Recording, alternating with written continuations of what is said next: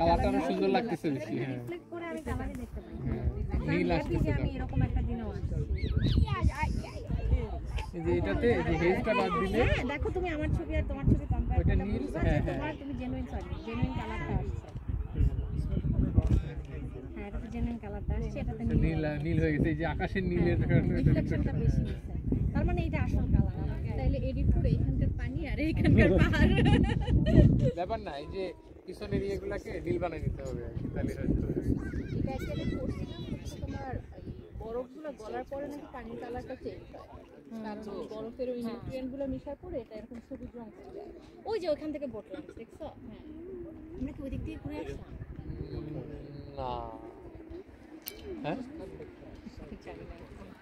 মনে হয় না, আমরা ওইখান থেকে ঘুরছি, আমরা ওইখান দিয়ে গেছি। হ্যাঁ,